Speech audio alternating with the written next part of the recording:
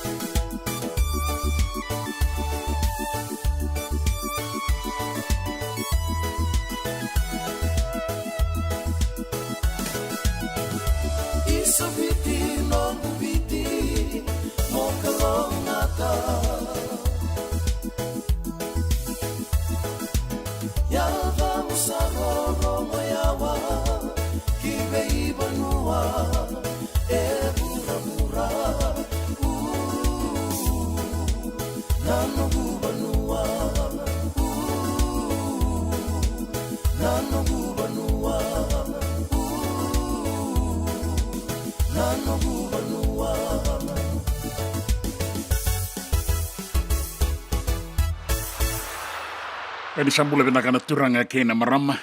Imbule venakana sasya marawat kumai and on the city sending on radio Mbulandu Vata San Francisco e kauti kenda vata mai. Nangauna San Francisco e nangauna go Santa Rosa sa sibitukongo na va e na 5 miniti e nangauna e viti na sibinetini kandua e na 5 miniti. And then we tomani tiko yani inda sa sema rotongo meza wana ruwa na kaloko ena kabi piti pitu na kaloko mai Santa Rosa and the bagayandra tiko yani we kemuni na sandu wabata tiko mai na bagalebu na marau tiko ena ngau nango da sa Wamuri tiko nga na vei kaya do tiko mai Parisi levu tiko na vei talanoa ningito vata kei na nonda sasanga baka mimbi veira nonda timi ni dorobo lewe abitu ni dana ya dovea ni na fainala ka tau dan reta tale mai na metaliko le sedapa.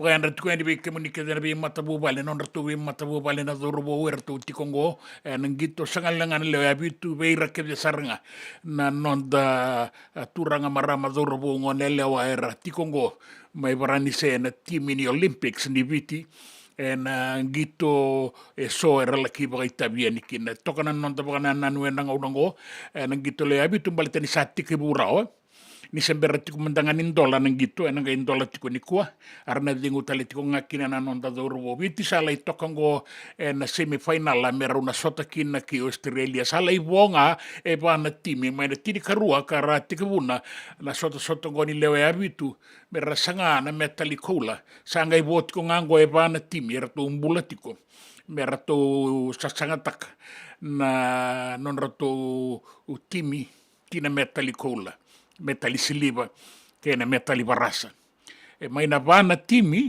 sa voto kongo tolu ertono baka metali be ba kurumbuita kina be kanda reida da sarabotiko na sama ilutu na timi ni New Zealand na gitu se votiko ebita na gitu dua beka serua ia na metali sasenga sa oti sa na senga ni baloko na bata lake sa na senga beka ngana no na itutu na matai ni tini karua na timi wasibi ndondua ibura-bura. Saluto New Zealand, saluto talenga Argentina. O koe ka liu tiko mai na poindi na mbakisawati me adoba na mbakingo na sota ni HSBC 7s ka boka duri tiko mai. Saluto ya. Rau saluto na timi ruorongo rawana na mitiko ni rau na lai bengati takatalenga na metalikola. Ia sa mai lenga na ilako sa baka tungakin na kena so nangauna tanganga so nangauna dan ruka so nangauna batuke pinaka boka lep na beto kon inda boka pinaka tiko ngani sambula tiko nonda timi menala doba tiko ni na semifinal ke Australia na karua ni semifinal era una sota kina borani se ke South Africa da boka pinaka ni rasaya doba mai na iboka tangin ngendengo da nui takatiko na kaukaua, na mangosa, tubi na kanibaka sama, kaya na nomo ninganga ni masu na wekanda, kaya desar. Emenda masu lakana no da timi, masu laki irna dorobo, kaya ira baga itabi, may irna daw bi baga tabulidi, kaya ira na baga itabi yan na gitu. Bayan ratiko yan, yan na mataka yan da inday, pinakabole mo na nomo ni sa sema, tiko may kalongatan na singa ni kuwa, kalongatan na daga kina itabi yan dang garabakina.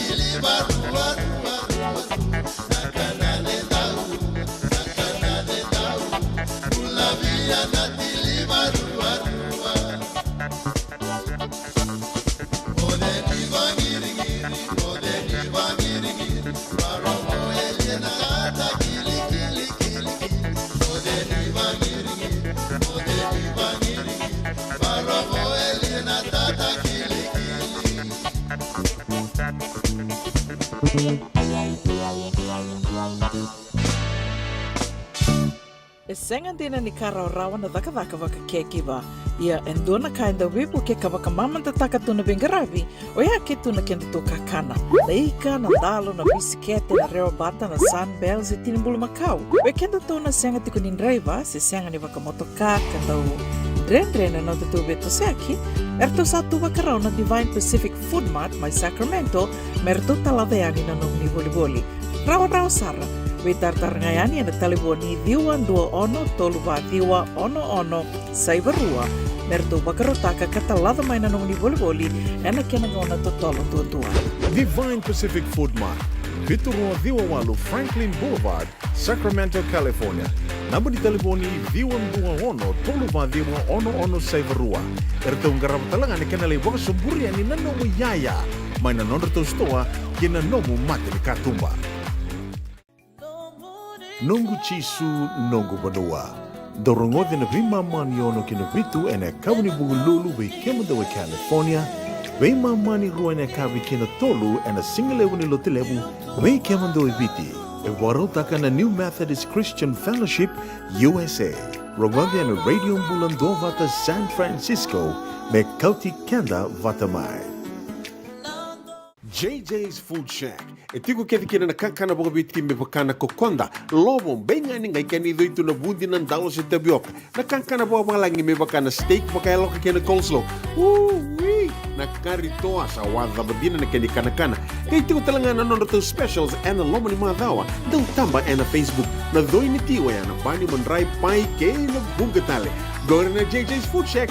View Valley mo Billy Jean Street, Santa Rosa, California.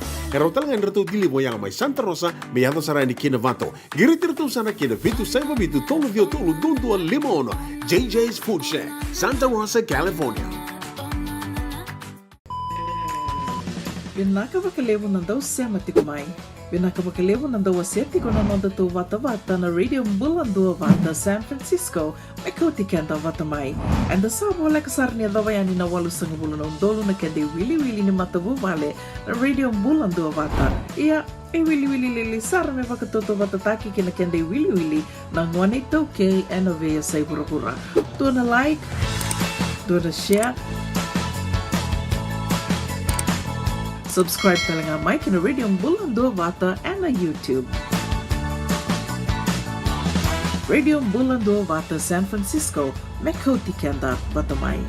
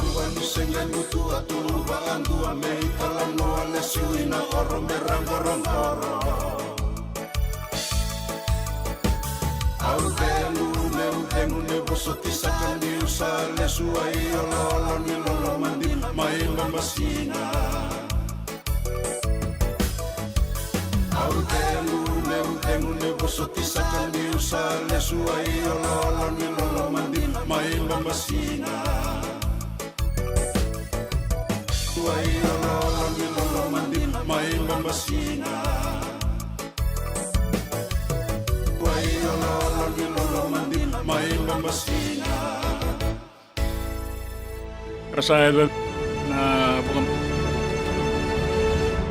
Ongo na rongo may bala ni Songo and a radio Bulandua Vata San Francisco. Mekauti Kanda Vatamay.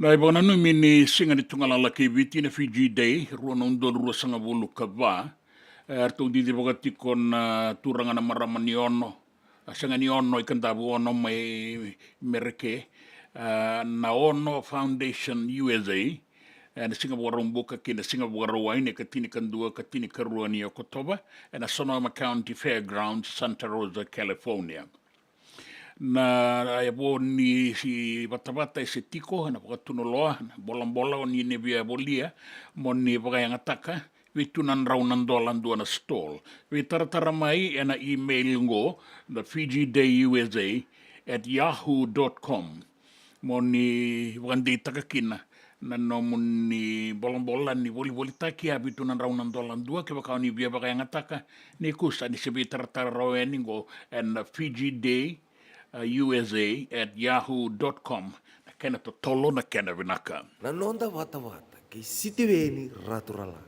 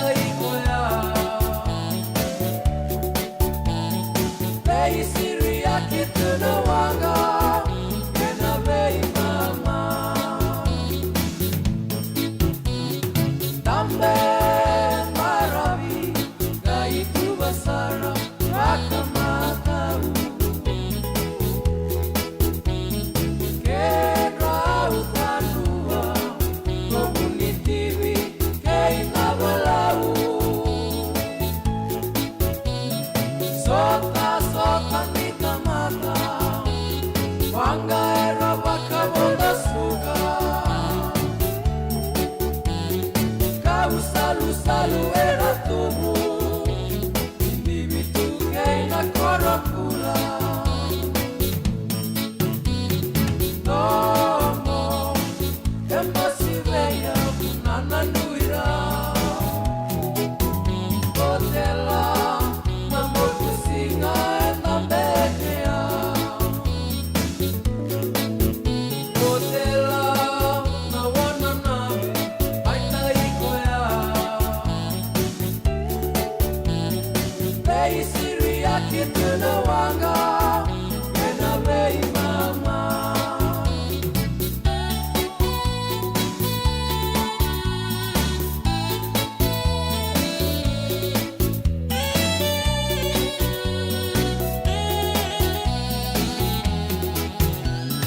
Diri wakana nawa Naya tulo mai Nano nuya sana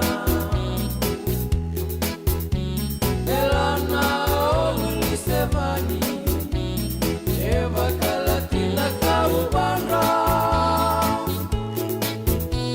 Nabitile bupe enai matau Ena bualiku komalake Nuku bulanga boli Narumai ambetatale Tomo Emosi veia Nana nuira Kotela Namotu singa Eta bekea Kotela Na wana nami Aita ikoea Bei siri yake tuna wanga Ena bei mama Kotela Na wana nami Aita ikoea Bei siri yake tuna wanga Will you back and don't know life insurance policy? Laka kira ni tōtāne ka tira kabitu ni okostita na 2022 o sangir taka sarabiri ni tauna. Kabi nga ya kira maga tunga ya sala ko mana check. Senga tali ni impera, senga saranga ni impera paling lai. In time saranga mai. So dan kali wara ka tira tunda wara. Ko tungko. O sala ro dengo pa binaksa. Iyo, o yasar ngana buna, e rau sara, sa tiko na pepa se senga, bula binaka se tobi mate, kambani duan nga kana soma mena claim na lomni rosa nga bulu kavana ua keada na lenga, nisa e mbaki roa tina policy. Text mai kina wasa eva walu van dua, tolu walu lima e na kena i tuku matai lalai, o ya na wasa eva walu van dua, tolu walu lima. Doyan Robina kana marama naita. Do samba di ba kusa ive. Yandra naita. Kita sili katalaw mande na Orange Lounge. Maleka. Warasan ba di kata-kata pinakasar tunga toboy siyang kau. Gay way dala tu kinambata. Koe serengan kori. Sono ngona santa pinakat serengan na kenta kakana. Di na to zoko. Kaya kito sana berata ini baga singalebu. Kito sana gali baga kabi ngaya ni kena. Na Orange Lounge, katalaw baga singalebu sa baga kabi, e baraw tayo ito baga manggo sanggay totokan na buno ni kana. May namenta to identity, kanay baga singalebu sa baga kabi, may baka na baga sakera, na sui, ikatabu teke, roro baga lolo, kay na vida tale. Giraraw mo kila na menu ni singoya, na Orange Lounge, tolo-tolong dua, Orange Street, Santa Rosa. And dua tala na tamang ni Bingarabi ni Divine Group of Companies. Dola may na walang kaloka na mataka, kina walang kaloka anambongi moniti kina singatambo na Orange Lounge.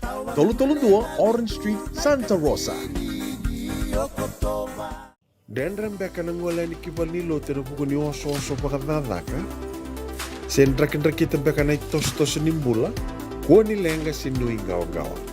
Nana magi-mai kina programo warotaki, may veratao na New Methodist Christian Fellowship USA, nongu chisu, nongu banua. Rungo na bima manion na kabini buko lulu bay Kemundo e California, bima manindu na singilewu ni lotulewu bay Kemundo e Viti, and a radio bulando wata San Francisco, may kauti kanta wata mai. nonda wata ki City Veni Raturala.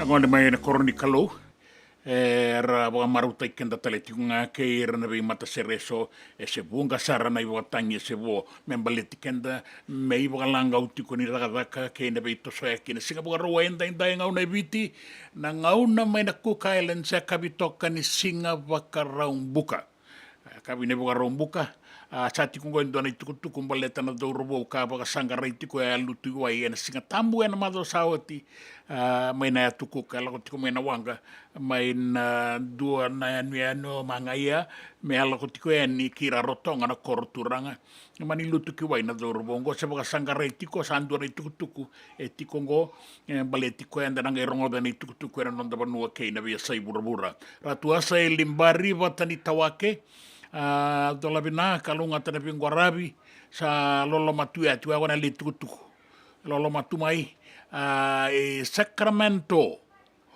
bukan jota kita litu ngani lolo mai asawai rara dola bina na momo na bimbulo rasa mata litu ngamai na singale buentai indai dola bina Levi Kailo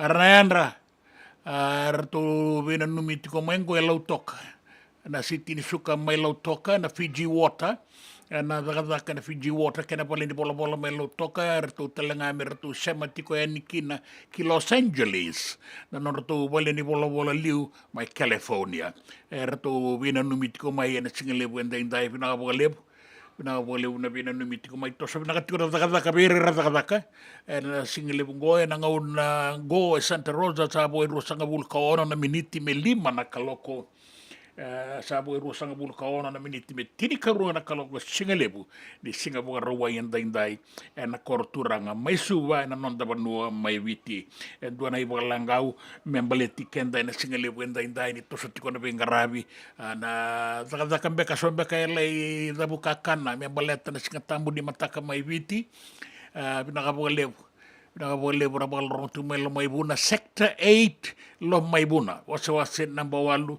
lo maibuna LDA ni ana nimbula binaka ngona non da stiseni na non da bata ki au na non da stiseni na radio ambulan dua bata e San Francisco e kauti kenda bata mai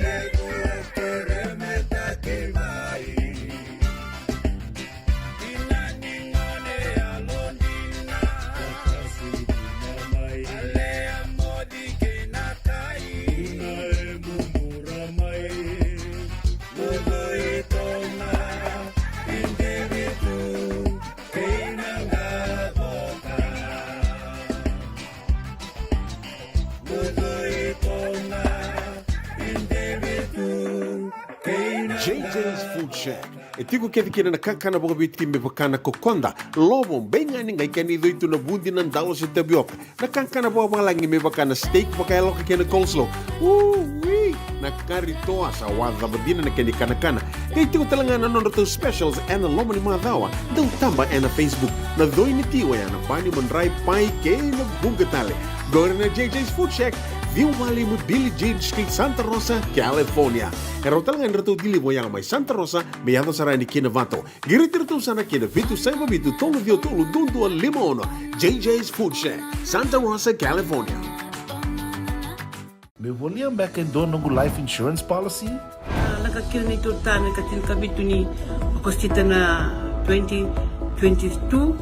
O sagir ta kasarabiri ni tauna. Kabi nga ya, kila mada nga ya sala ko mana check. Sengat tali ni impera, sengat sarangan ni impera palinay. In time sarangan may. So ang kaliwara ka tala tunda wala. Kuwertongko. Kau saya lo bengo kami binasa. Iyo, o ya sarangan na buna, rao sara, sa tiko na pepa se senga. Bulo binaka se tobi mate. Kambani duan nga kana soma mena claim na lom ni rosa nga bulu kabana ua keada na lenga nisa ya mbaki roa tina policy. Text mai kina wasa eva walu ba dua tolu walu lima ena kena tuku matai lalai. Oya na wasa eva walu ba dua tolu walu lima. Doyan Rubina kana maraman na ita. Do samba di ba kusa iwe. Yandra na ita. Kita sili katalaw mande na Orange Lounge. Maleka. Gurasan ba di kata-kata pinagasar tunga toboy siyang pambakaw. Ngay way dala tu kinambat. Koe serengan gori. Sono ngono santa pinakat serengan na kenta kakana. Di na to zoko. Kaya kita sana berata ini bagai singelebu. Kita sana gali bagai kabin ngaya ni kena. Na Orange Lounge, katalaw baga singelebu siya baga kabi, e baraw tayo ito baga manggosang gayon totokan na buno ni kana. May naman tato identity, kanay baga singelebu siya baga kabi, may baka na baga sekera, na sui, ikatabuteke, roro baga lolo, kaya na vida tale. Giraraw mo kila na menu ni singoya, na Orange Lounge, tolo-tolong dua, Orange Street, Santa Rosa. En dua tala na taban ni Vingarabi ni Divine Group of Companies. Dola may na wala kaloka na mataka, kina wala kaloka anambongi moniti kina singatambo na Orange Lounge. Tolo-tolo dua, Orange Street, Santa Rosa. Binaka bakalevo ng daw sema tikumay. Binaka bakalevo ng daw aseti ko na nonda to vata na Radio Mbulando Vata San Francisco may kuti kenda vatamay.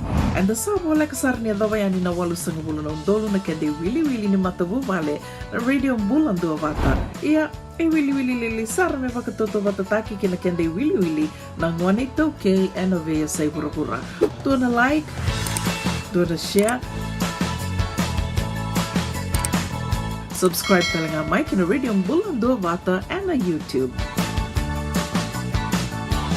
Radio Mbulando Vata San Francisco, Mekoti Kenda Batamay.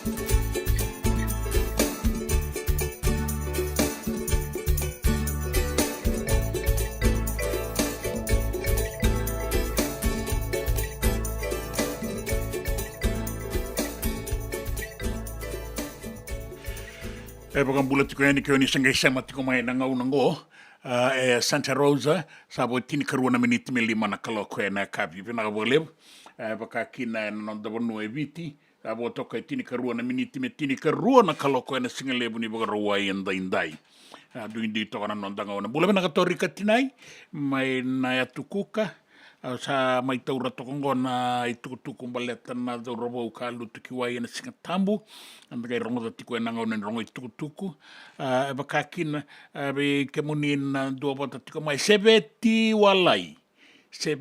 walai ratu tau mbula binaka wanu ine binaka tiko ni ngori mai Windsor ki mami sa lolo matale tungani na we kamuni ke o ratu na ilaulawan i Balisuba Artung balin dua bata tiko mengo mai Australia, New South Wales waga la veti balai suba bagai andra tiko ya ningo waga New South Wales rei bata tiko se bata tiko nga mai Australia en numitiko o semer mantani ronga bana ser ke randike samo e nanga une kune kina ndou na wakatangi take ani wei ke mundou pina ka levu na bingarabi pina ka talenga levu na wakande ota ki tukutuku mai nda bese mati tiko nga e na loloma ke na mbula binaka Solomoni mua ke levi kailo nanga i kauda ke na mbose katarabo sinikila mbose bulabou se mbose warau do sana ngai kila toko nga na pono ela ka kina na no mundo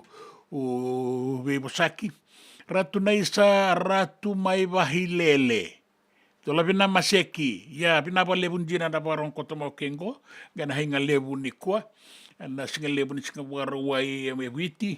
Singa lebu tiko ni saka witi kongo Santa Rosa, California. Dabo pina pina katiukina. Nana ngai rongo i tuku tiko ena tini karua na kaloko. Ia sa tiko nga nanga ora dengu na toro ni kua ena singa nangito andola na Olympics mai baranise endai rasa pagadengu tiko eso repito so ki sto ngande edo tiko telenga mai nei tukutuku ni lebu na pagadava edo tiko mai Paris mai baranise nanga unango rabia daga non reso mera bagarita kana non rabisa yar sapa nganga talitunga no bisa beleteni oso tiko na koro baita merango baranise na korturanga ke baranise mai Parisi so ena numo mera bagaya dolo mandrakina dan ngai rongo telenga ena ngauna ni rongo tuku ena singa lebu endai ni bula binaka kuni sangai sema tiko mai na ngauna go bula binaka rarasea batake ratu na no move tinani ratu dua bata tiko mai tu so bagana taka lala nganga rabi tiko e bali ta bagaya andra tiko eni nda sa baka binak ni rawat tiko na bula binaka talenga na borong sariti mai do tali takirtu na borong ti mai waga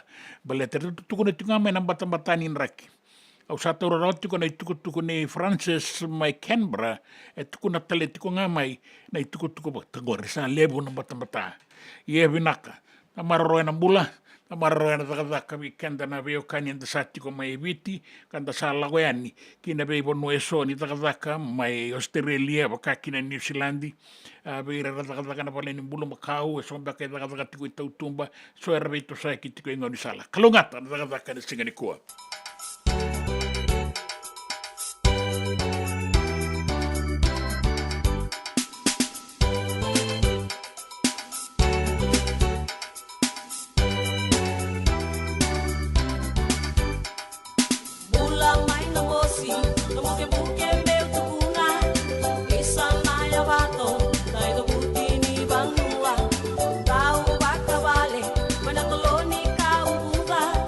Bukan tambah di mana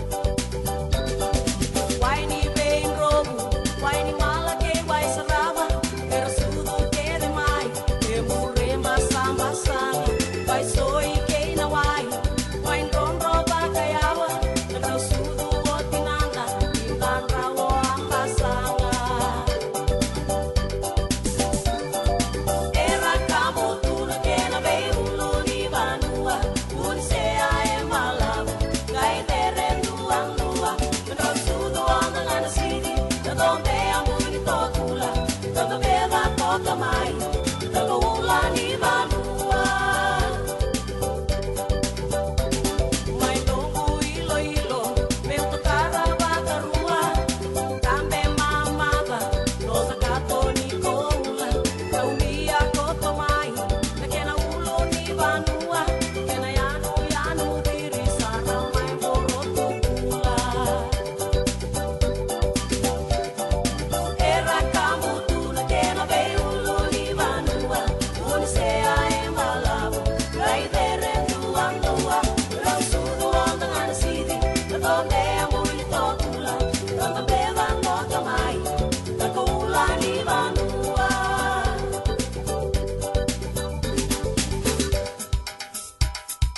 Mulla maina mosina koula ni vanua Era kambutuna kena veiulu ni vanua Isana ya vato vakavale toloni kauvuda Unisea ededere ngai totoka vaka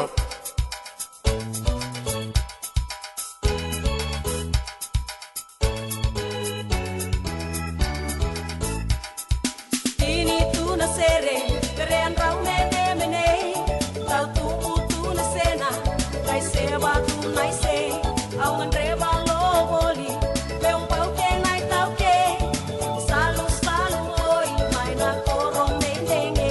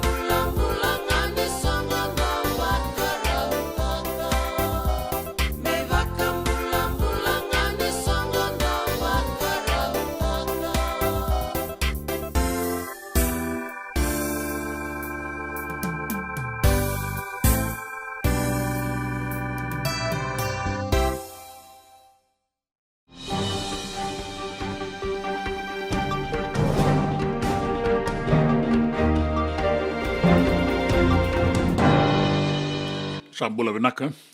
Nei tukutuku ena nonda vanua. Tau sa lolosi na matabu vale nei lana dhorovo ka lutu kiwai e na mbongi ni singatambu mai na tukuka.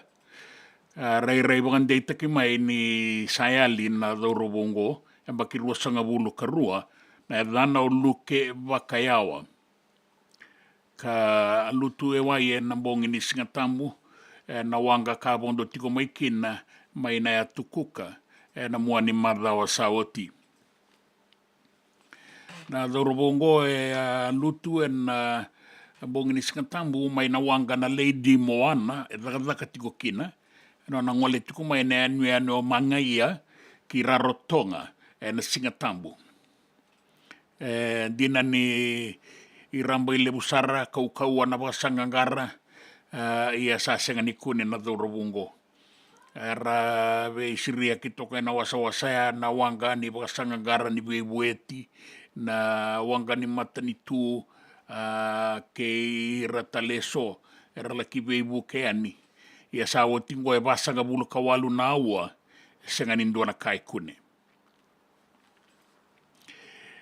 waretaka o kapitani buli bagayawa na tamana na dhorobongo ni sa rarao taka sarabogalepu Pakadala kaya mai adongo buan nona dhorobo na lubena.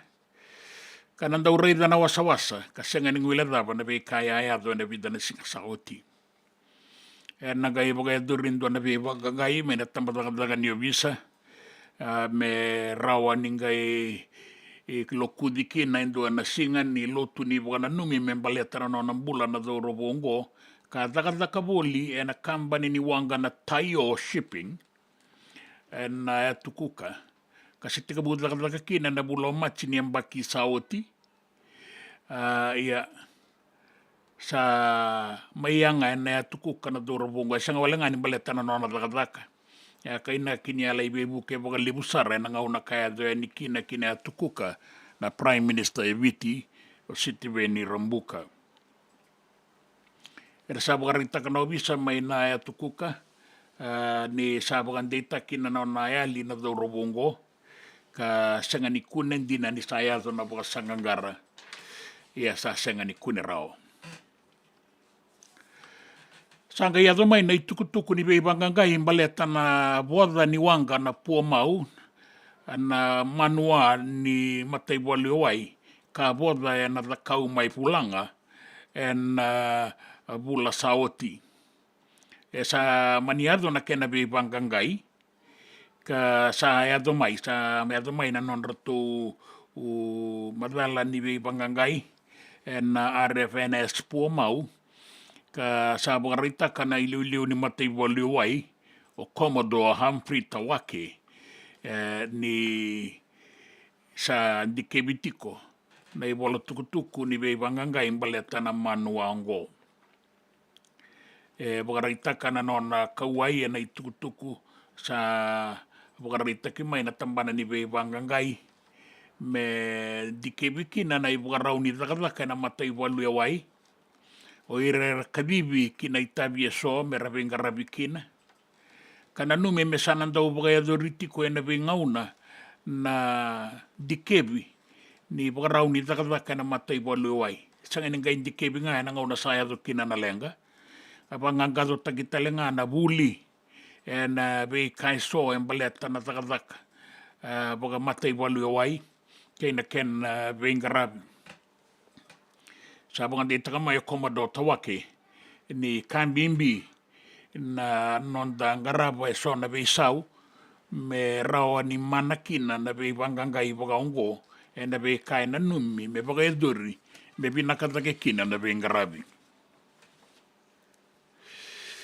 Erto sadan bena non da dhorobo ki na itutu ni semifinal sanga ibonga ipana timi mai be erto se bala takatikongo na metali tolu ruana timi rawa metali na gito mai Tokyo na sota batango na bana emba ki saoti mai Tokyo na timi ni Argentina e rawata na metali varasa timi ni New Zealand e rawata na metali siliba kan reta mai koviti na koula mai Tokyo mai Japani O rau na timi rua, Argentina vatake New Zealandi, e rau asama inruka e na quarter final. A kene mbale, ni rau sana senga ni rau ni vala e na vata ni gara metali. Kasanga i wondondua tiko kina o viti. Ia o viti e rau na sota ke Australia, o rau ngana timingoro sember ni ruka pokandua. E na sota ka poka e duri tikungo mai varani se. O viti e sember ni ruka pokandua. E nan dua nangito, ni sota ni Olympics, ka teke wo mai Rio, e ado mai Tokyo, mai Japani, ka ado tali tunga maingo, e Paris, mai varani se, sember ni ruka pokandua, e nan dua na nangito, e na sota ni Olympics. Ia enda sa raida na beka ertu sa rawata na dorwou, ka nanumi ni na rawa ni ertu labetadake na nonroto, ngito pokambimbi na tatango maki, e kune tiko wakalebu na non rato tatango maki ni malumalumo e na ngau na tika buki na nangito. E bida na timi ertu sotango e rarawa kai tiko na timingo e na tika bunga ni matai ni bei mama. Ia era sakela tiko na daun dindingo. Kara sana taka tiko kina sa tiko na dabuka nui. Ni ertu sabo takongo e wana timi me ertu walataki metali. Me ertu laki azabaini na finala. Na rawa ka, buka vinaka ka katoa. E bua i na timi ni viti e na nona sasanga. E rato sa kilati ko na daura wou. Doana i tukutuku ni da tiko e nangito baleta na daura wou poni pate longa ni masi na daura wou ngoa e daura wou ni sabsabu. E kaina katiko mai na i tukutuku na i tamana. Na nona sanga me lei reida na sarava nangito ne poni pate. O tioeli kalunga na tamana. Engai raiva mai. E didiva mai e vasa kabulu kalimana kilomita me ado mai sabu-sabu. Me rao ni mai sarava kina. Na ngito nei ponipate. E na sota ni Olympics. Chandua tani nona marau. Ni sa mai sarava rawa. Sangalanga ni sarava. E bukan dina takatalenga ni ambau tambaka na polo. O ponipate longa ni masi na sota kei Uruguay e na matai ni wabo ki ni sota baka tumbu. O koe a se anra mai nan dua na kaloko na mataka ni singa me titi mai sabu-sabu me rau ni mai sarava nang gito ni na luwena. Sabaka ya zondonu na turanga go o tioeli kalungata. Kina biasa ibura-bura. Sa edo tiko e son bukan dinan ni bakatata mai varani se bukan bibi mai Parisi na ponua era sa sota tiko e ni ngona liwe ni ponua me ambaleta na sota ni Olympics. Era numa talenga iso me rabaka ya doloman rakina. Era bakatata na sala ni stima ni ponua. Era bakatata na talenga e levu na ngata ni bengarabi ambaleta na beito soeki mai Parisi. Ka rasa ataka tiko kina na dau bengarabi. Na matani tua varani seke ira na linga ni takataka ni tangomaki. Era sa vangagato takana non rabengarabi na ngau nang gombaleta ni oso saratiko. Na korotura ngango mo Parisi. Ve ira na lako ya ni na biasa ibura-bura ambaleta na sota ni Olympics. Kainaki ni ibung kasara era sa tikongo na bualiku na tokalau kei na rani korongo mai Parisi era veito soya kiti kongo na stima ni banua ka andina ni sendo labiti ko na ngaunango e bida na kambani ni veito soya ki ni stima ni banua era sa abalenga ito kongo na Eastern High Speed Lines watake na ve kambani taleso na Atlantic Northern era sabia mai tu bukan dua manda na bengarabi me ala to bani boka binakataki na sala ni stima ni banua na ngai to manitale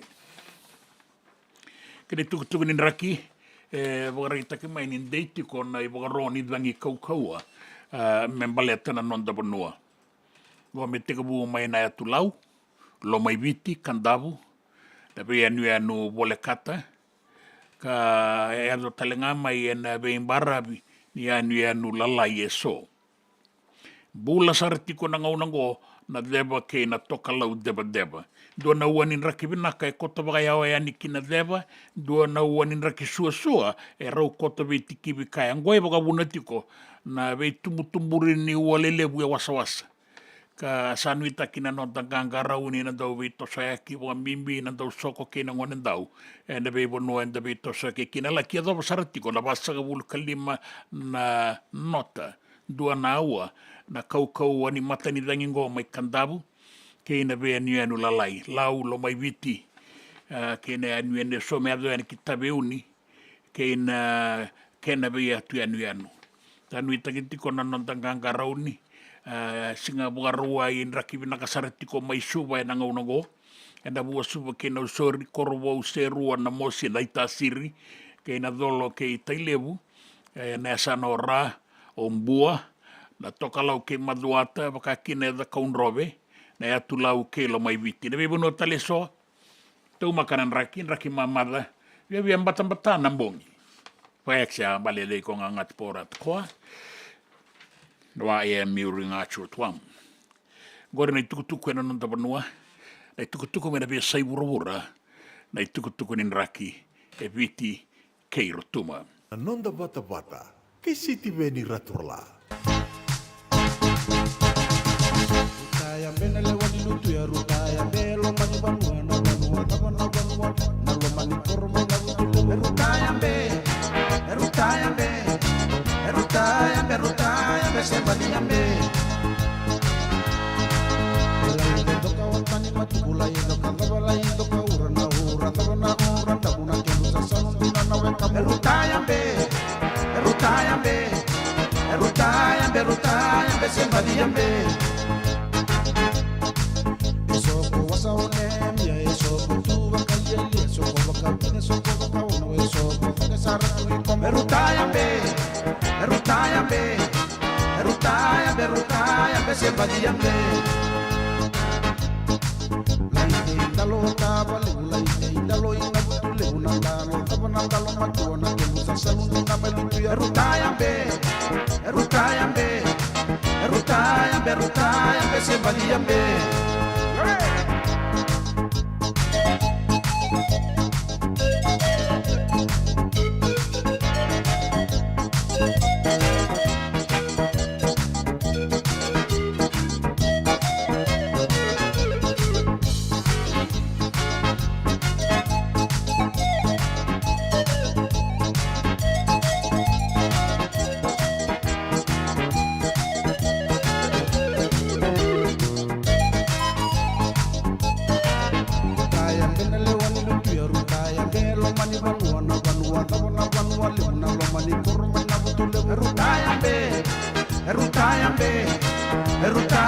Rutaya be se badia be lai toka watani matukula indo kandabala indo ka ura tabana tamuna ke musa saludina na weka rutaya be se badia be eso to wasa onemia eso tu bakali eso ko bakavida so ko bakaona eso ko ke sara tu como rutaya be se badia be lai dalo tabale lai dalo ina mutule una dalo tabana dalo matua na ke musa salundi na malutu ya rutaya be se badia be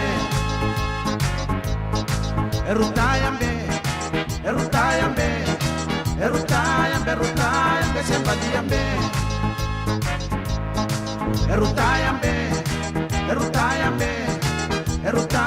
rutaya be se badia be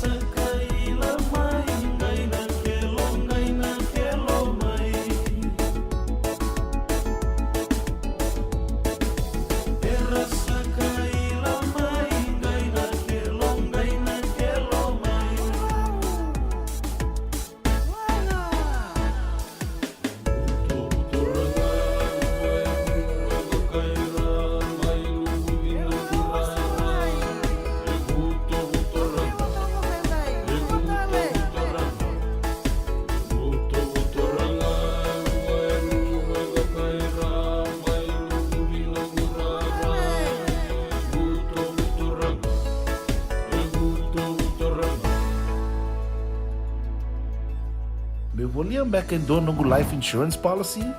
Nakakil na ito tayo, katil kabito ni Akostita na 2022, o sagir ta kasarabiri ni tauna. Kabi nga ya, kila maga nga ya, sala ko man check. Sengat tali ni pera, sengat sarangan ni pera palinay. In time sarangan may. So, ang kaliwara ka talaga tuntawaran. Kuwertong ko. O sa harap o pamibinaksa. Iyo, o yasar nga na buna, rau sara, sa tiko na pepa se senga, bula binaka se tobi mate, kambani duan nga kana soma mena claim na lom ni rosa nga bulu kavana ua keada na lenga, nisa yambaki roa tina policy. Text mai kina wasa eva walu va dua, tolu walu lima ena kena ituku matai lalai. O ya na wasa eva walu va dua, tolu walu lima. Doyan Robin na maraman na ita. Do samba di ba kusa iwe. Yandra na ita. Kita sili katalaw mande na Orange Lounge. Maleka. Warasan ba di kata-kata pinakasar tunga toboy simpang bakaw. Gay way dala tu kinambat. Koe serengan kori. Sono ngono santa pinakat serengan na kenta kakana. Di na to zoko.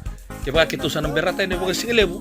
Kita sana gali bagai kabi ngaya ni kena. Na Orange Lounge, katalaw baga singalebu siya baga kabi, baraw tayo ito baga manggosang gay totokan na buno ni kana. May namenta to with unity, kanay baga singalebu siya baga kabi, may baka na baga sakera, na sui, ikatabu teke, roro baga lolo, kay na vida tale.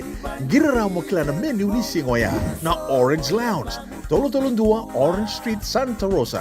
Yang dua tala na tamang nibingarabi ni Divine Group of Companies.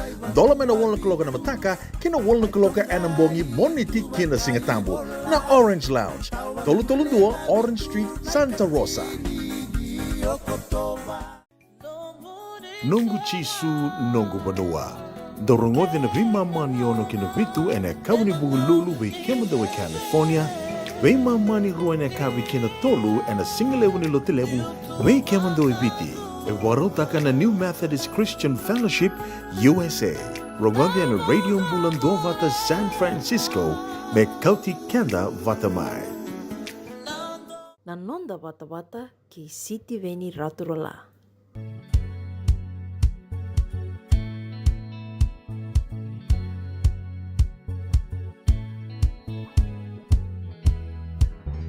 Buka tambale kinaliwa.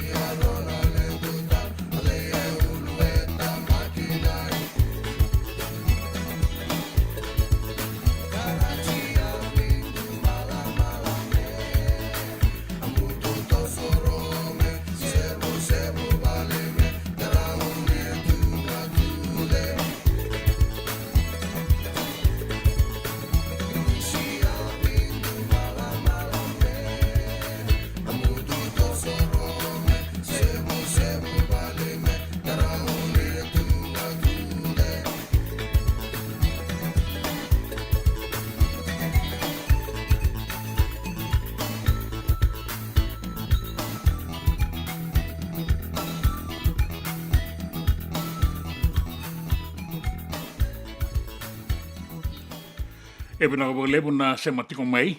Nda boka vina ka goe sa bongi lebu sara. Mai mbola tangane. Ia e anratiko ka se matiko mai kino Antonio Sokoiwasa. Bula vinaka e tukuna tiko mai ngonga i Gillingham, Kent, mbola tangane. Ia sa bongi lebu sarango, bongi lebu.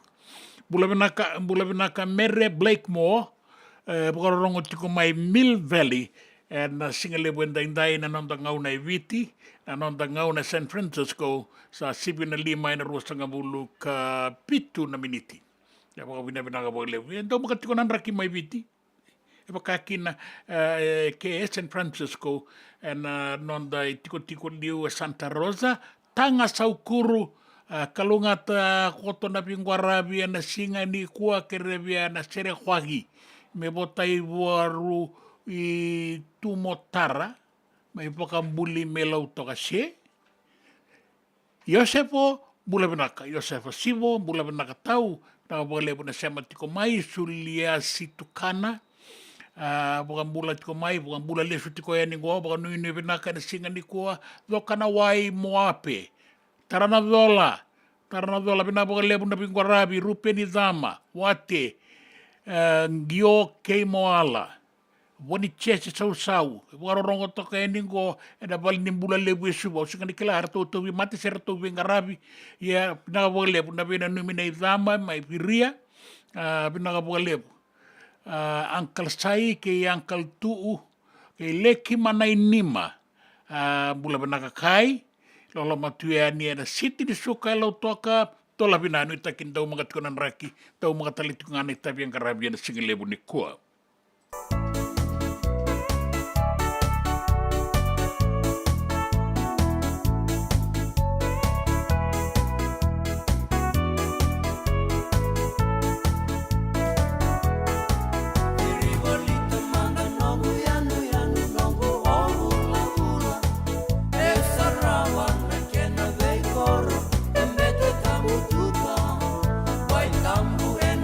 Toka lau, que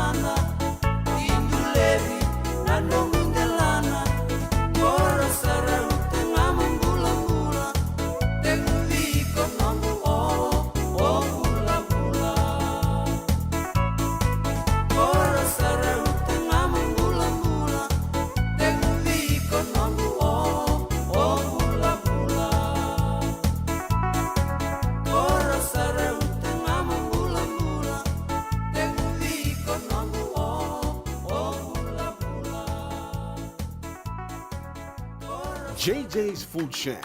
E tiku kevi kina na kankana boka bitki me bakana kokonda. Lobo benga ni ngai kani do itu na bundi na ndalo se tabioka. Na kankana boka malangi me bakana steak boka elo kena coleslaw. Wee! Na kari toa sa wadha badina na kani kana. Kay tiku talangana no to specials and lomo ni madawa. Dau tamba na Facebook. Na doi ni tiwa ya na bani mandrai pai ke na bunga tale. Gore na JJ's Food Shack. Viu Valley mo Billy Jane Street, Santa Rosa, California. Karo talagang rato dili mo yang may Santa Rosa, may yato sarani kinavato. Giritirto sana kinavitu sa mabitu tolo vio tolo dundu al limono. JJ's Food Shack, Santa Rosa, California.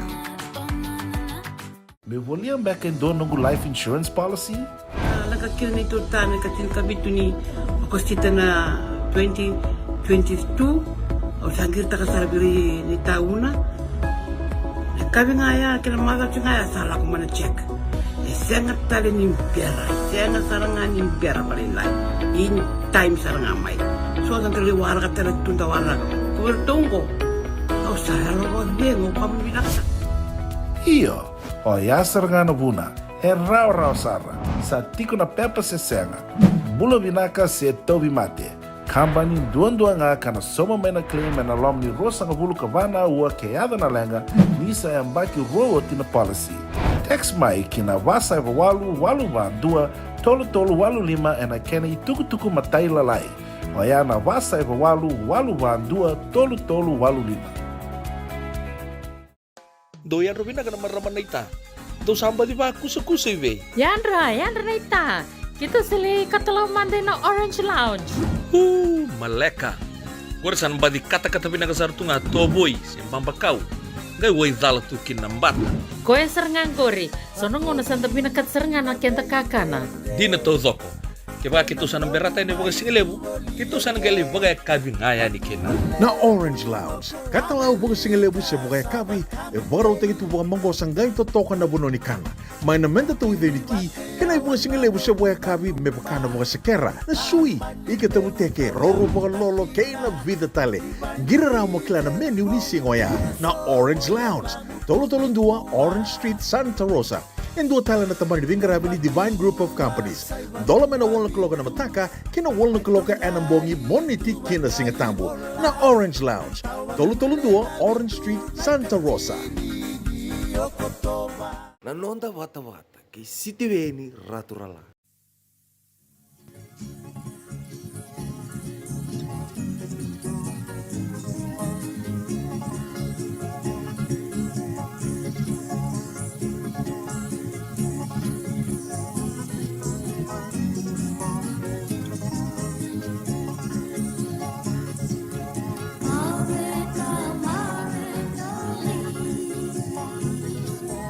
Sai kami ngana mukatali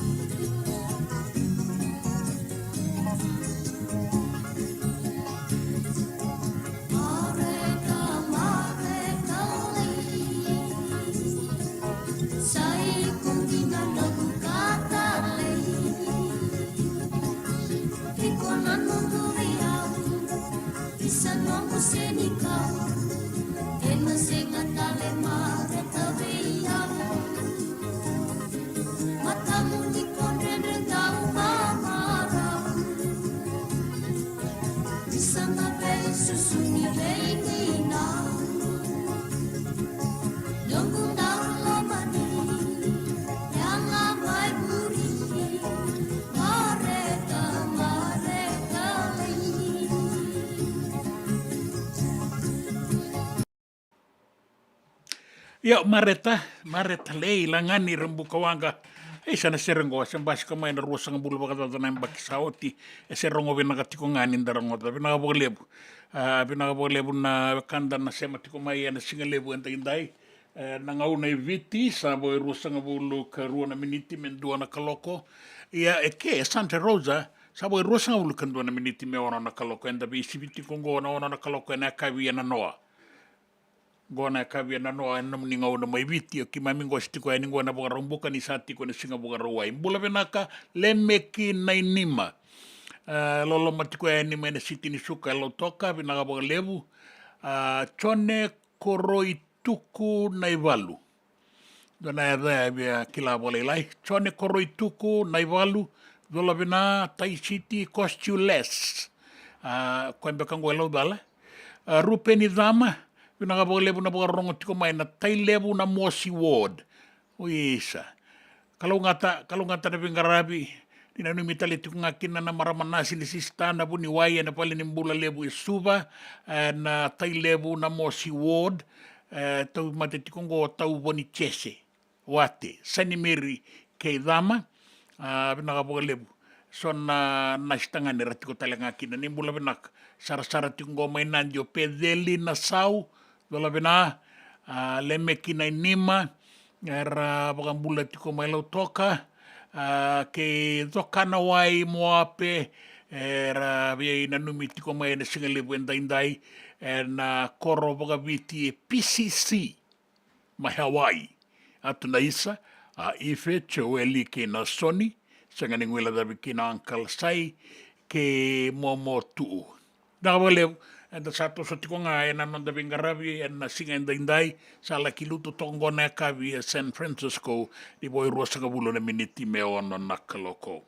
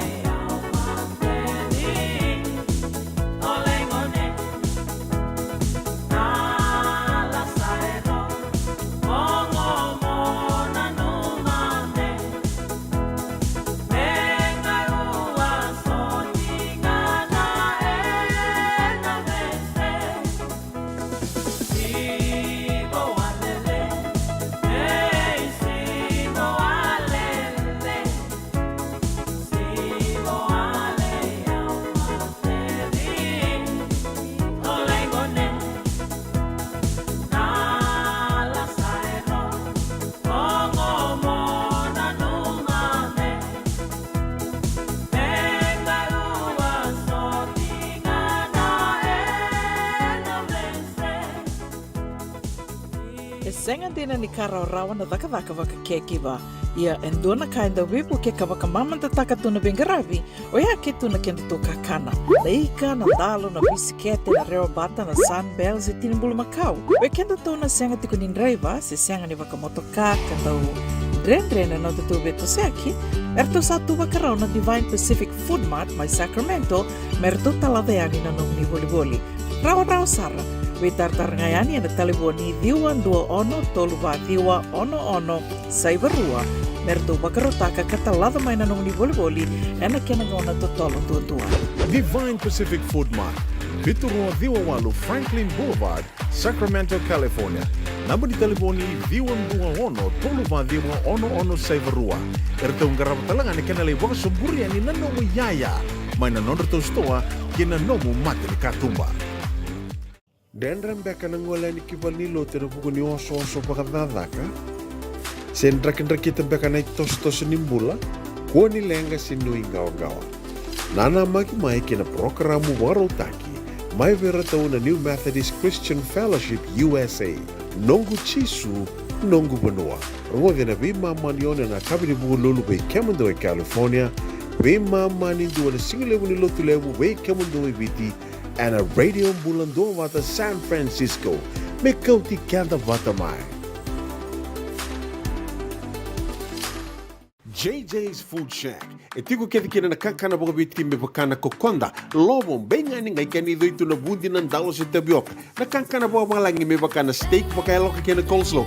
Wee! Na kari toa sa wadha badina na kani kana. Kaya tiku talangana nondo specials and lomo ni madawa. Dau tamba na Facebook. Na doi ni tiwa ya na bani mandrai pai kena bungatale. Gore na JJ's Food Shack. Viu Valley mo Billie Jean Street, Santa Rosa, California. Karo talagang rato dili mo yang may Santa Rosa, may yato sarani kinavato. Giritirto sana kinavitu sa mabitu tolo vio tolo dundu al limono. JJ's Food Shack, Santa Rosa, California. Nanonda wata kay sitiweni raturala.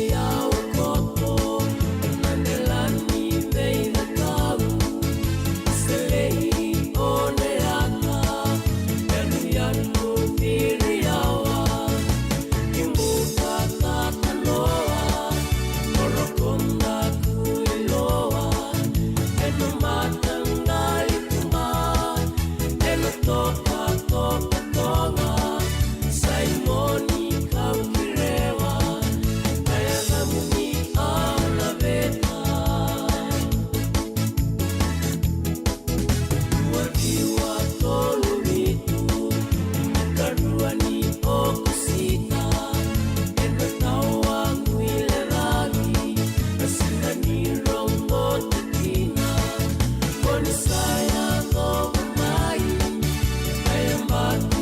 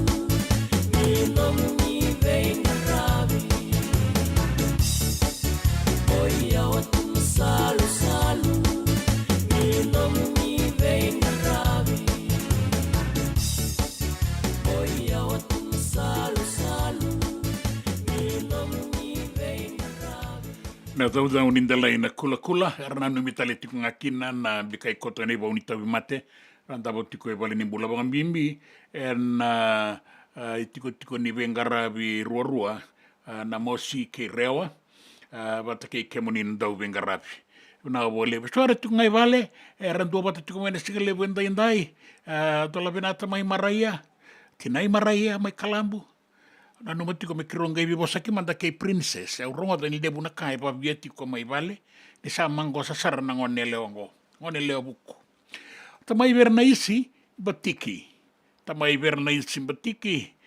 lolo matiko yani o Driscoll vagaloloma ona ya berere bakia o Driscoll vagaloloma Paringa Resort Renmark pinaka lebu ara to ruwena numitale tunga mengo to masiulundole malo ambula era to bona numitale tunga kina na komiti ni so wala sar mo tukuna na komiti ni baga lebu ni lotu esle ya bina baga lebu era to tikongo mai bunin rala ilami na matabu wale kede sa lolo matale ngai bunin rala rabaga bina katiko mai o roto ne lala ne mai bere na isi era to vengara vitiko e nango rabagayan ratiko mai South Australia kar lolo masaratali tiko i vandra mai ngau awa ilami ira na songo ni turanga ni tambada ko lami rasa sama kitiko ni talatalangase rasa sama kitiko na itiko na talatalangase lami pinaka lebu na sema tiko mai o rupeni dama tai lebu na mosi ward pinaka lebu na numi community ko yani keira na bengarabi senga wala ngana bal nimbula lebu suwa na be bal nimbula kede talengana non da banua keina bal ni wai era bengarabi ko no ngai tala nota kana bengarabi na non da banua eviti na ngau nango no to bole abalela na bal nimbula mai bal lebu ena dona ngau na leka sa to no ke metala nota ka talibe ke muni gona no mudi balanga wona singa lebu ndai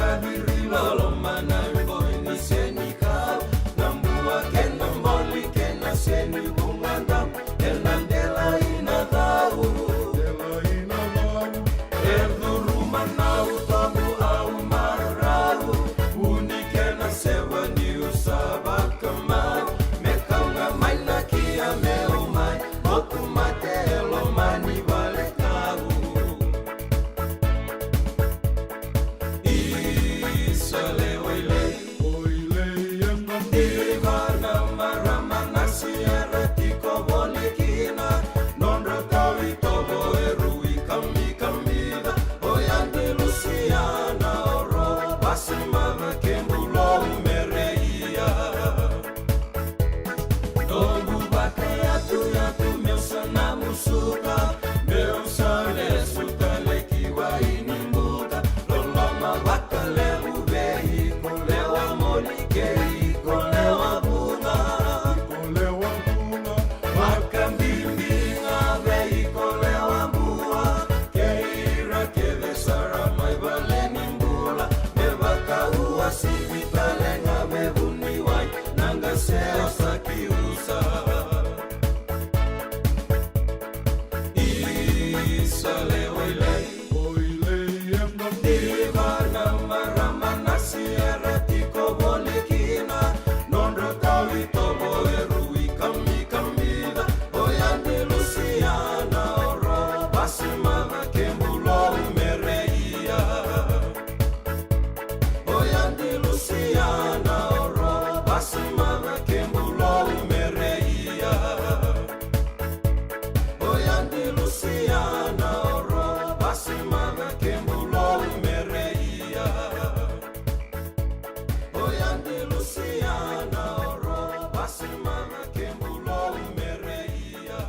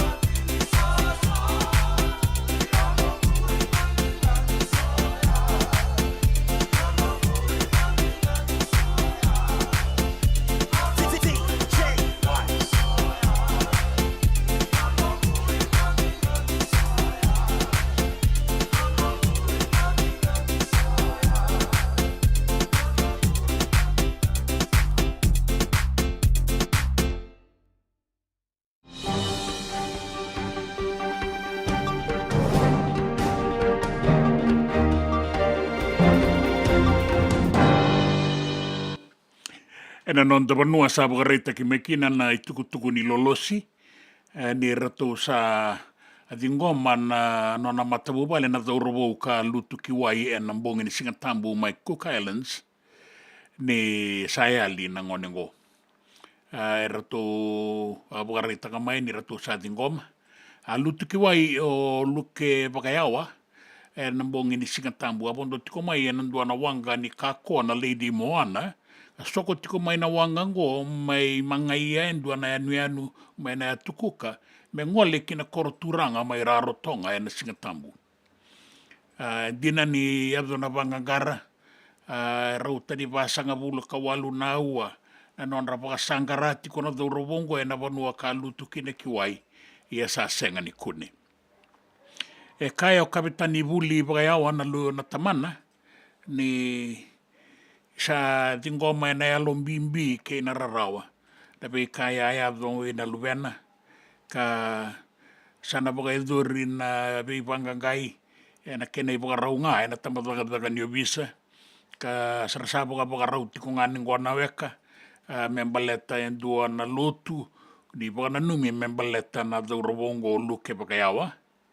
Daga tiko ko e na tayo shipping mai na atukuka e na ngauna ka e dokina na lenka sitega bu daga ikia e na bulo machi ne mbaksa o tiru non dolu rosa bul katolu ka mbonda weibu ke taletunga ala weibu ke ba lebusara e na nona ya do ni kina atukuka na prime minister eviti o city veni rambuka e baraita ke mai verto na tabada ni visa mai na atukuka di sabagan data kina nona ya lina do rovongo ka rasa dingoma e na alombimbi e na rarawa di sa mayali sa ya dona baka sangagara sa senga ni kune na ngona.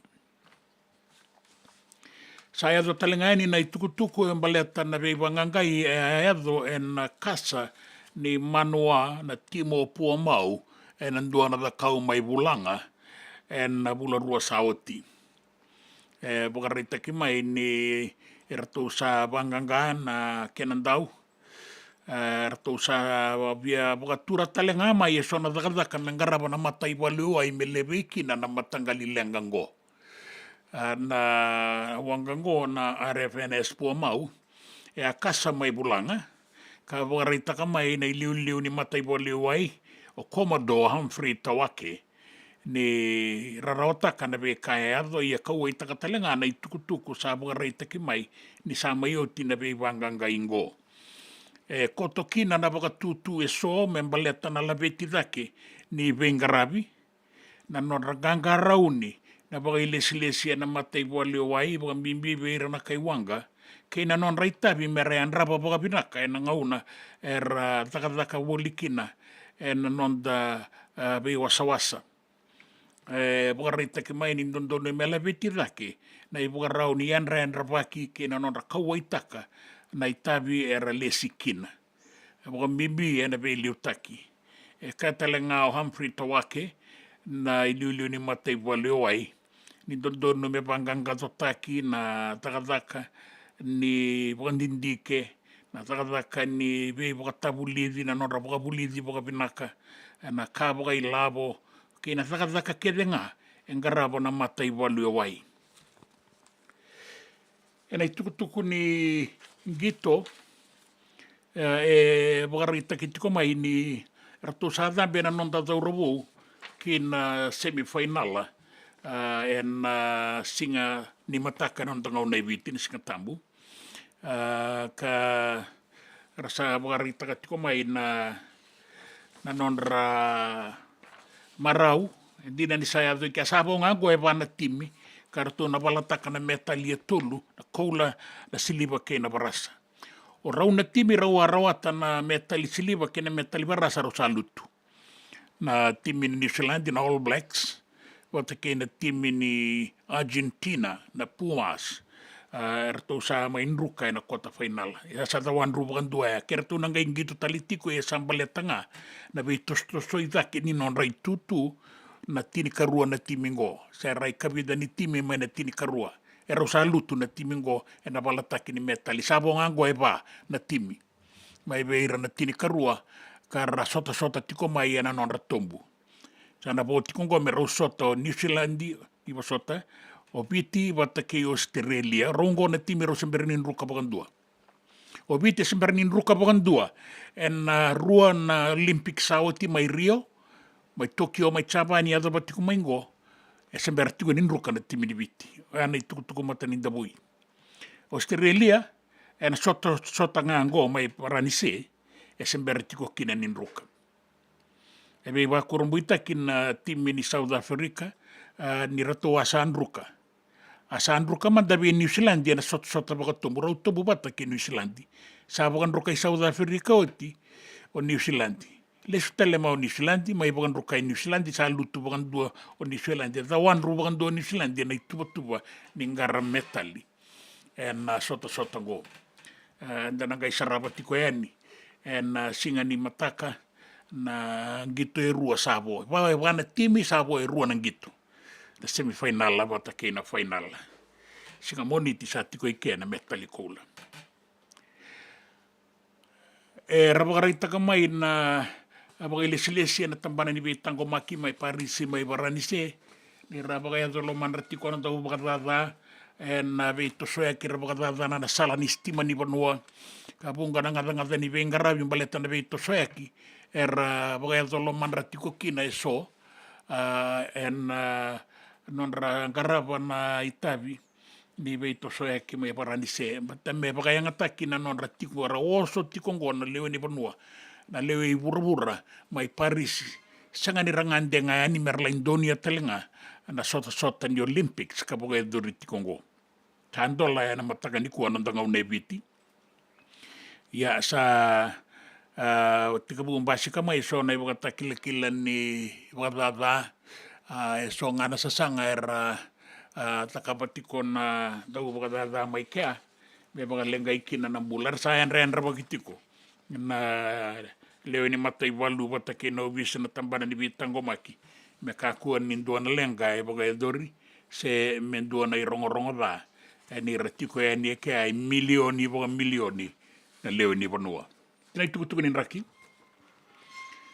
Baga reitaki mai ni solitiko na ibaga ron ni dangi kaukaua nangaunango mai na atulau lo mai viti kandavu watake ne be anu bole kata e wilikina o anu da watake imbenga ke ne be anu la laitale so ena be barabi mai tabe uni ka kauta mai barabi ne be anu mai kandavu ke yasawa ke na atulau po mimbi kina deba mbula sarti ko nangaunango na tokalau ke na deba na nondam barabi wasa bakakina dua na ua nin raki mamada koto baka ni kina deba ka bakakina dua na ua nin raki suasua koto tiki banga sanga baka bunatiko na be itu mutumburi da ke ni ua langani na ua lelebu karena tiko ko wasa solitiko kina na kena iboga rona matani dangi tiko sarena pasanga bulu kalima na nota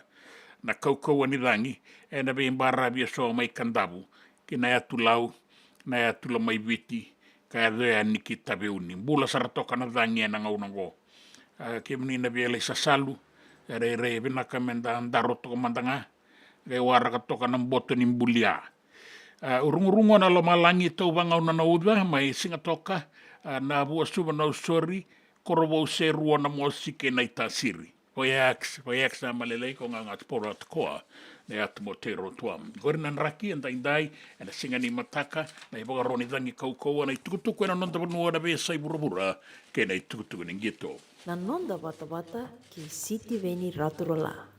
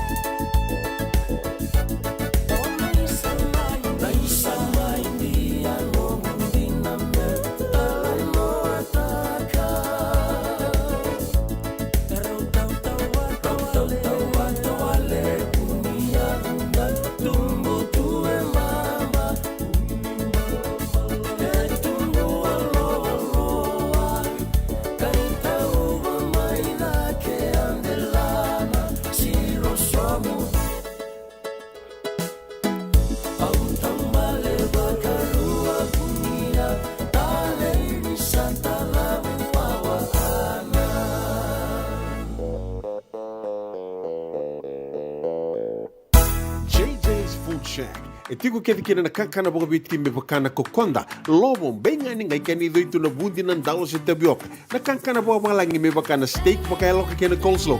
Wee! Na kari toa sa wadha badina na keni kana. Kay tiku talanga na to specials and na lomo ni madawa. Dau tamba na Facebook. Na doi ni tiwa ya na bani manrai pai kena bungatale. Go na JJ's Food Shack. Viu Valley mo Billie Jean Street, Santa Rosa, California. Karo talaga nrito dili mo yang may Santa Rosa, may yato sarani kinavato. Giritirito sana kinavitu sa mabitu tolo dio tolo dundu al limono. JJ's Food Shack, Santa Rosa, California. Me voliam back in do nungu life insurance policy? Laga kira ni tutana katil kabitu ni akostita na 2022 o sangir takasarabiri ni tauna. Kami ngaya kira maga ngaya salah kumana cek. Sangat tali ni biara, sangat sarangan ni biara paling lain. In time sarangan mai. So dan kali warga tali tunda warga. Kau tunggu. Kau salah lo bengo kamu bilang. Iyo, o ya sargana buna, rau sarra. Sa tiko na pepa se senga. Bula binaka se tobi mate. Kambani duan-duan kana soma mena claim na lom ni rosa nga bulu kavana ua keada na lenga nisa ya mbaki roa tina policy. Text mai kina wasa eva walu va dua tolu walu lima ena kena ituku matai lalai. Hoya na wasa eva walu va dua tolu walu lima. E senga dina ni kara rawa na daka waka kekiwa. Ia endona kainda wipu ke kawaka mamanta taka tuna bengaravi o ia ke tuna kenda to kakana. Leika na dalo na bisikete na reo bata na sunbells e tinimbulu makau. We kenda tona senga tiko nindraiva se senga ni waka motoka kandau dren na tutu beto seki. Erto satu wakarau na Divine Pacific Food Mart mai Sacramento merto talaveani na nong ni voli. Rawa sara. We tartar ngayani na taliboni diwan dua ono toluva diwa ono saibarua merto bakarotaka katalada mai na nong ni voli ena kena ngona to tolo tua. Divine Pacific Food Mart, Viturua Diwawalu Franklin Boulevard, Sacramento, California. Namba di taliboni diwan dua ono toluva diwa ono saibarua. Erto ngarap talangan ni kena lewang sumburi ani nanomu yaya. Mai na nonderto stoa kena nomu mate ni katumba. Na nonda bata-bata, kay City Veni Raturla.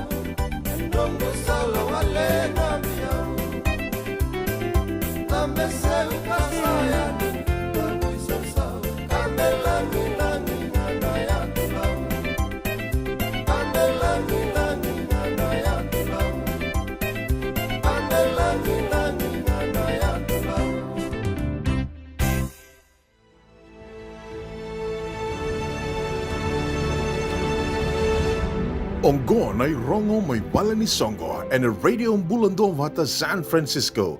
Mekauti kanda vata mai. Pagarongo iti ko yan na iloku ni Songo kena solevu ni tungalala ni nonda panua. Na Fiji Day ruana undoluru sanga bulu kaba erato na didi bagatiko na Ono Foundation USA.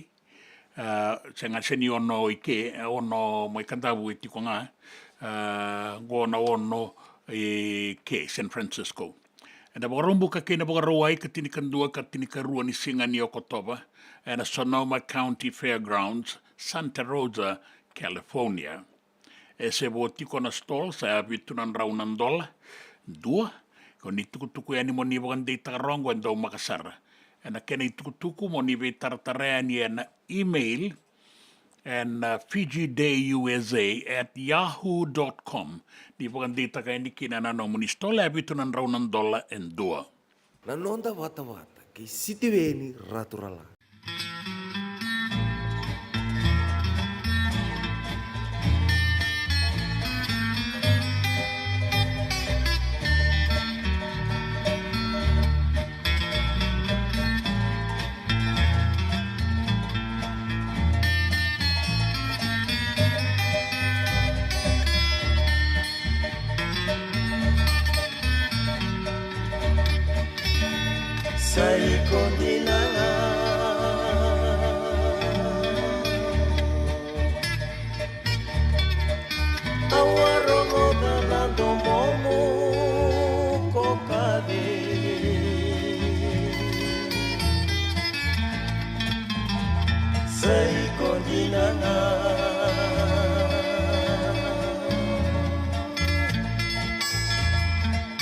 Nisando momo sarana auromoda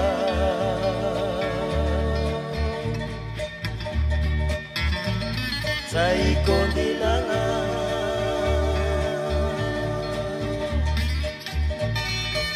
Tono mondeka liliau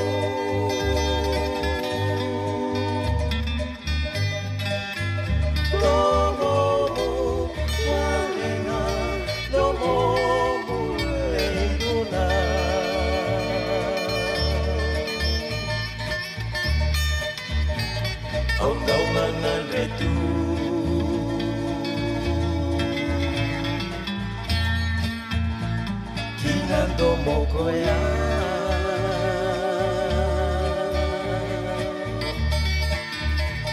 Memboro male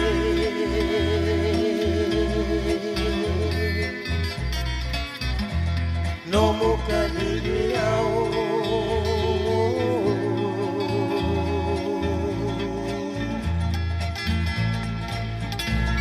Como mualena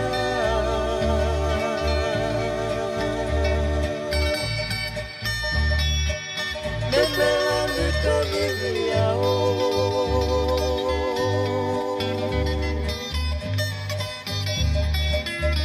Como mualena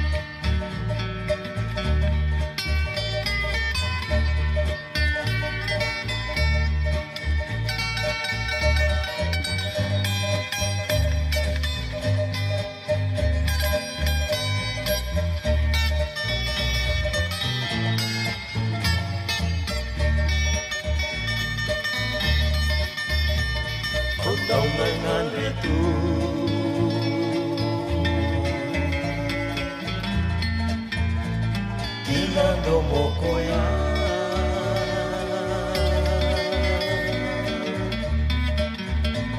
Memborongo tale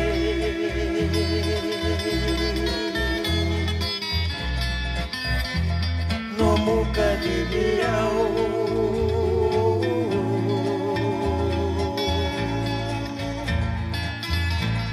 Domo mualenga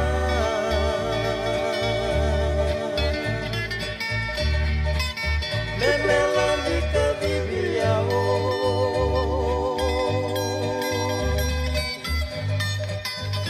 Domo mualenga Domo mulebuna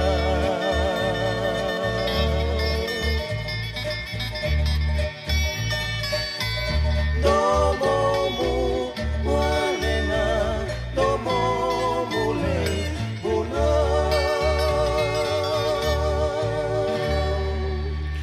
Jamie Subaidan, Silia Sambara Vilan laki na kalo dangu ni kormakawa do momu walenga. O bulavina ka chonem batiwale. Bulavina ka chonem batiwale ke marai vanua da. Sangani kila mai tama bua se mai kalambu. Raum bulavina ka tama maraia. Sa kira-kira talitunga mengo maraia. Sanga ibo tina i maraia. Ka bulavina kana bagarongo tiko mai Tomasi Ulundole. E rato wena numi tiko mai na singale wendaindai. Ngoi rato tuku saratiko mai Brisbane. Watake rato na komiti ni Queensland Fiji Youth Rugby.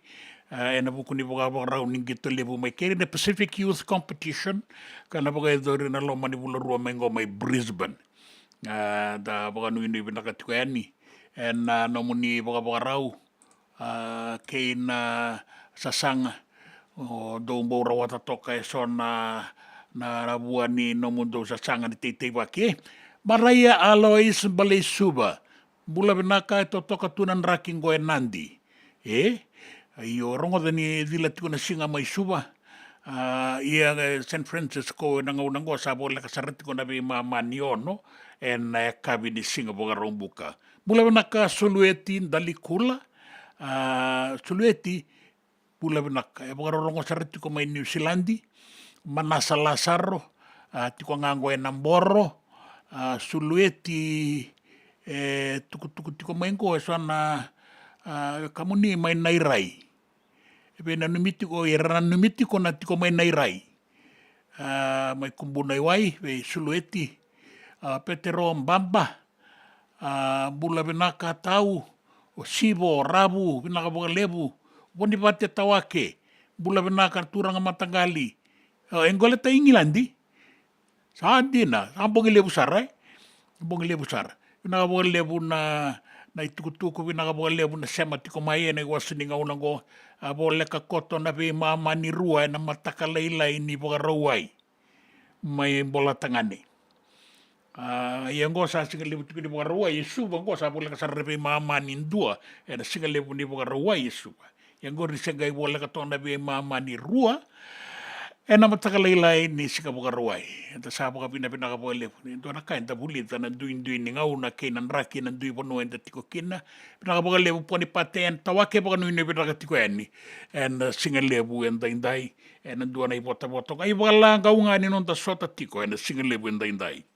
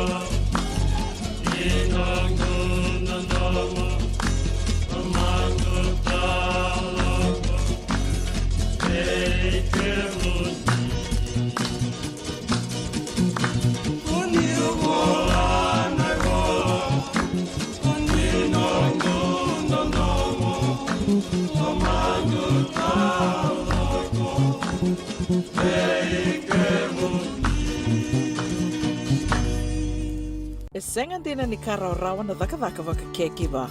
Ia endona ka enda wipu ke kawaka mamanta taka tuna bengaravi o ia ke tuna kenda to kakana. Na ika, na dalo, na bisikete, na reo bata, na sunbells e tinimbulu makau. O kenda to na senga tiko ni driver se senga ni waka motoka kandau dren na tutu beto seaki. Erto satu wakarau na Divine Pacific Food Mart mai Sacramento merto taladeani na nong ni voli. Rawa sara. We tartarangayani na taliboni diwa 21 saivarua merto bakarotaka katalada mai na nong ni voli ena kenangona totolo tua. Divine Pacific Food Mart, Viturua Diwawalu Franklin Boulevard, Sacramento, California. Namba di taliboni Diwa saivarua. Erto ngarabatalanga ni kenale waka soburi ani nanomu yaya. Mai na nonderto stoa kina nomu mate ni katumba. Nungu chisu nungu badua. Dorongode na vima mani ono kina vitu ene kabuni bugululu we kemada we California. Vima mani rua ene kabi kina tolu ene singalewu ni lotilewu we kemada we viti. E warotaka na New Methodist Christian Fellowship USA. Rongode ene radio mbulando vata San Francisco me kauti kenda vata mai. JJ's Food Shack. E tiku kethi kina na kakana boka biti me pakana kokonda. Lobo benga ni ngai kani doitu na bundi na ndalo se tabioka. Na kakana boka malangi me pakana steak baka loka kena coleslaw. Wee! Na kari toa sa wadha badina na kani kana. Kaya tiku talanga na nonroto specials ena loma ni mga dawa. Daw tamba ena Facebook. Na doi ni tiwa ya na bani manray pai kaya na bungatale. Gore na JJ's Food Shack. Viu Valley mo Billy Jean Street, Santa Rosa, California. Karo talaga nito dili mo yang may Santa Rosa, may yato saray ni Kinavato. Giritirito sana kina Vitu Saiba Vitu Tolo Dio Tolo Dundua Limono. JJ's Food Shack, Santa Rosa, California. Nanonda vata kei siti veni rotorala.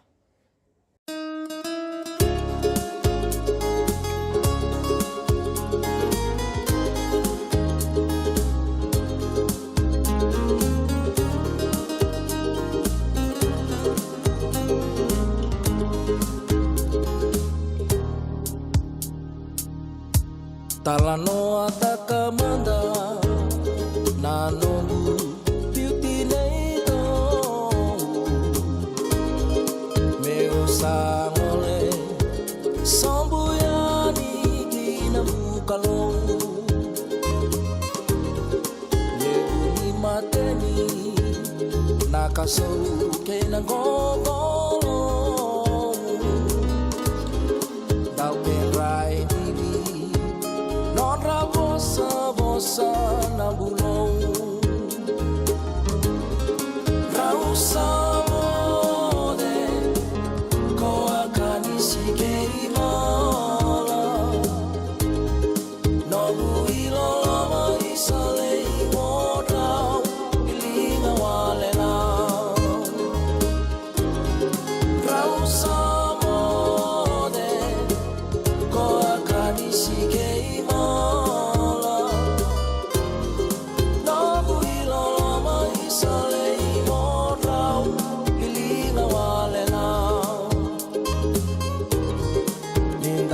sotau monindau matan re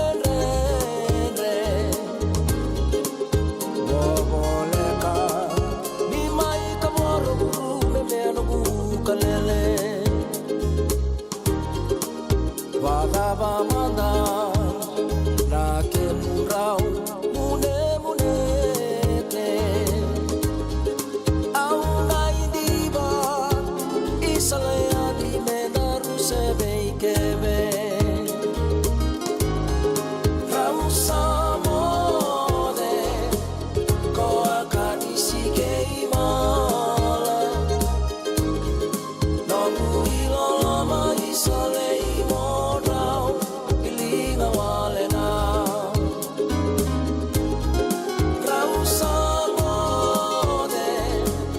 ko akani sikei mala Nobu ilolama isalei morau ilinga walena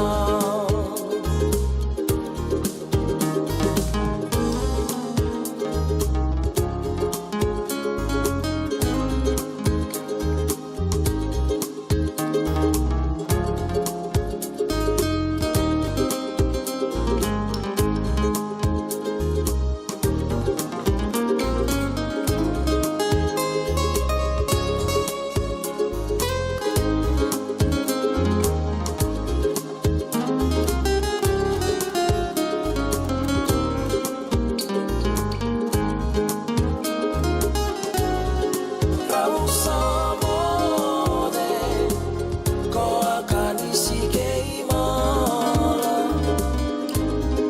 Nobu ilolama isalei morau ilinga walena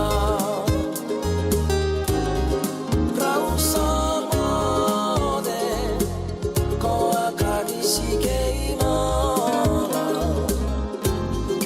Nobu ilolama isalei morau ilinga walena Nobu ilolama isalei morau ilinga walena Nobu ilolama isalei morau ilinga walena Nobu ilolama isalei morau ilinga walena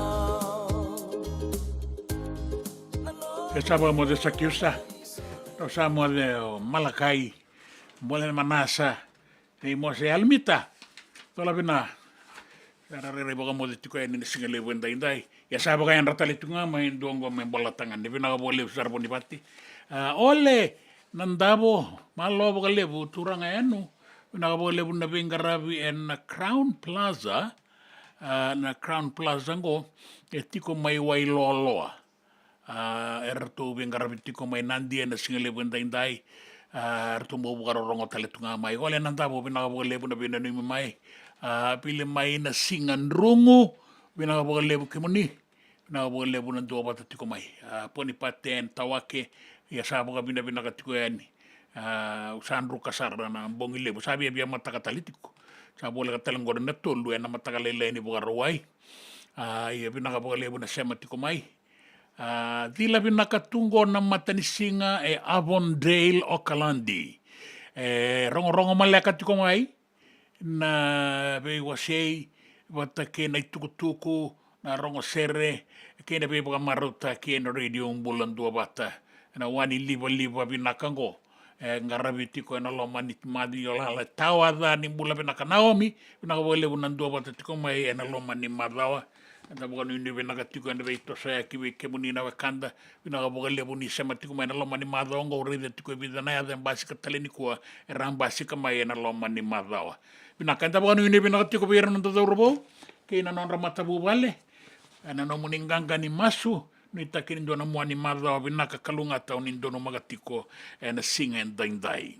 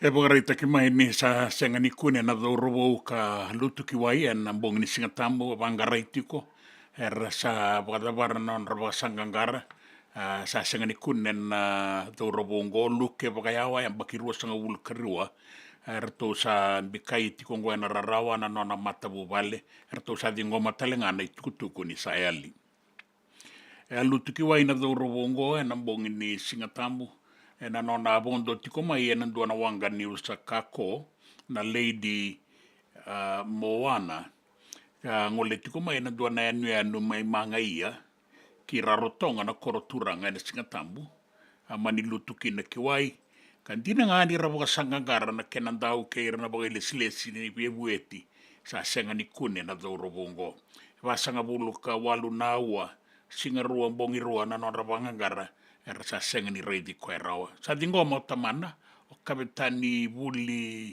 I bagayawa, na itukutuku bimbingo, kada pangatalengan na nona rarawa, en peka e maiado, en singatambu. Dana bagay ritiko na kena be pangangai, be bagaruta kindo na kena itukutuku bakanga na kena ibarau. Ya, orto na matabu vale, erto sa aloku da tikongo endo na ngauna me baga dorikina na lotu ni baga numi me baleta na dorobo kama yali baga saksakango mai na tukuka en bongi ni singatambu and the sabaga nanda kuya e baga rita ki mai na ngauna ngoni saya do talenga mai na matai voli wai na tukutuku ka baleta na bangangai ni manua ka kasa mai na dakau e bulanga e na rua na bula saoti.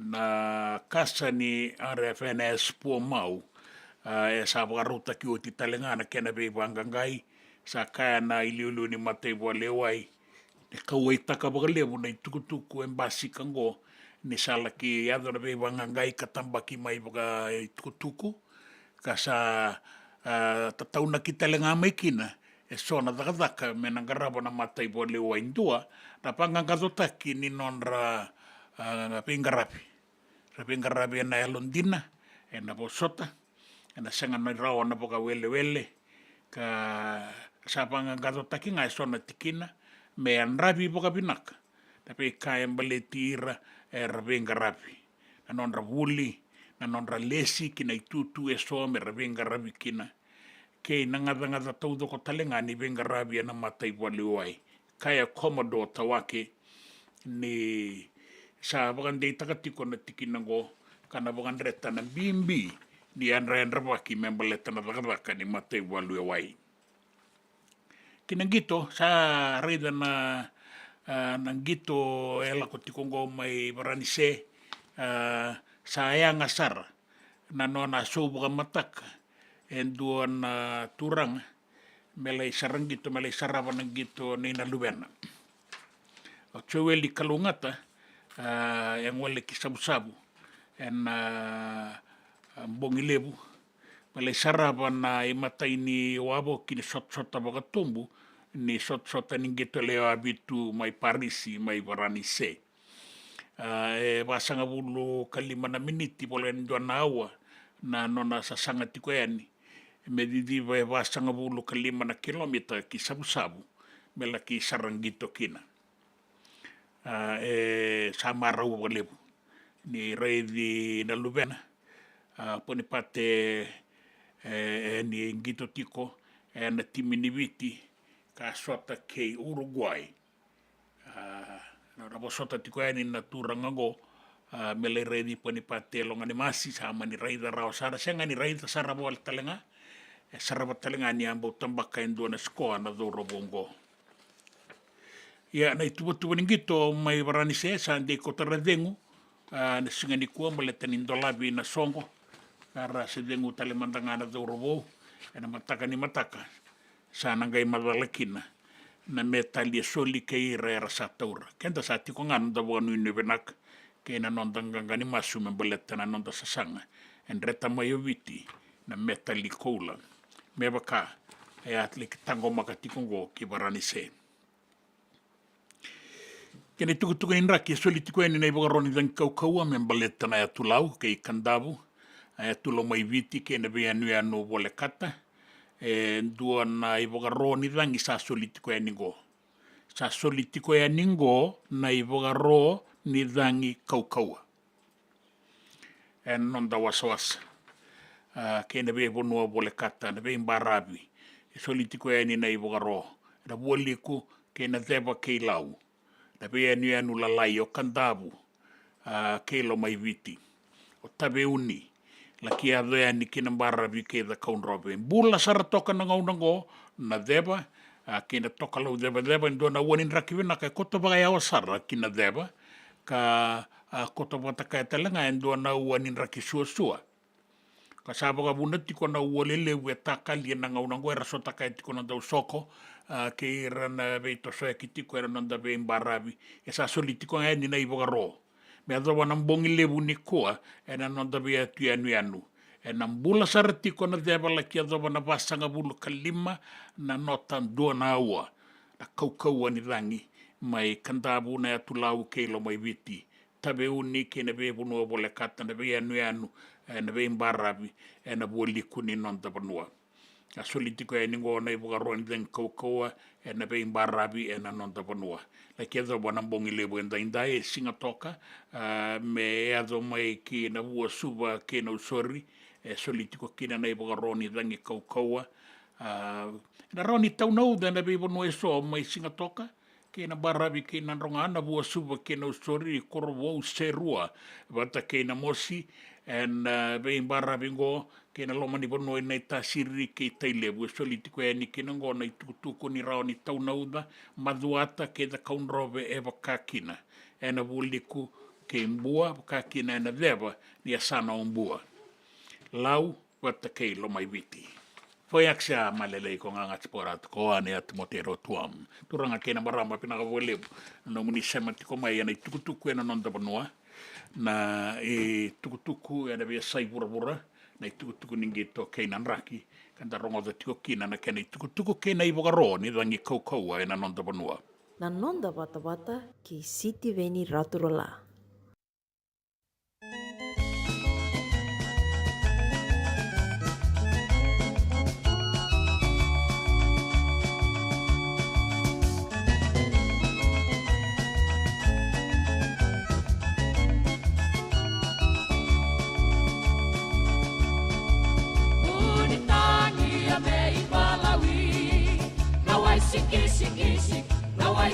Siki, Muritania me bala.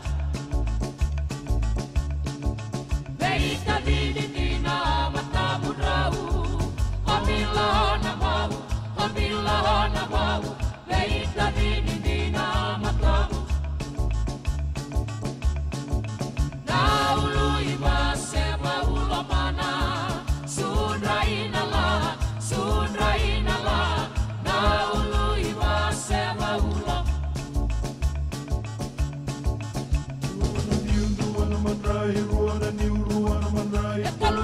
Toluna mandrai, wana mandrai, lima na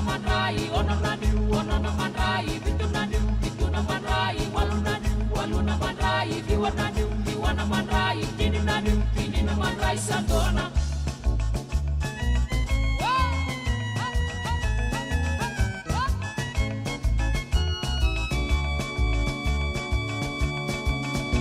Unitangi amei Malawi. Now I siki, now I siki. Unitangi amei Malawi. Eita vidina matamu rau, wambila na mau. Eita vidina matamu. Na ului masema ulamana, sunraina la. Na ului masema ulamana.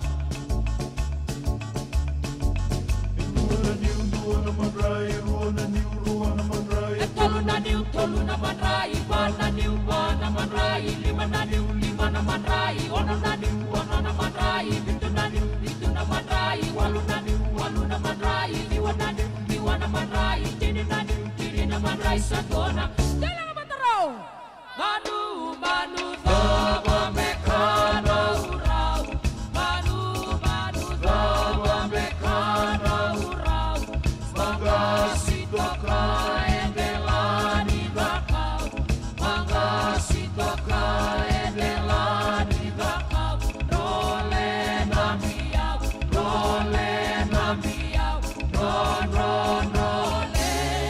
Tela na matarau, manu, taba mekana urau, manu, taba mekana urau, mangasi toka endelani bakau, mangasi toka endelani bakau, role na miau, ron, role. Ya sandu na kana waite, ndo na ngunu waite, ni tini na niu ngai tini na manrai. Tini na imbuli manrai, sandu na kana waite. Singalea budi singa rawa indai. Na boleh katiwan inda na ve tala na radio mbulan dua bata San Francisco, di kau tikenda bata mai.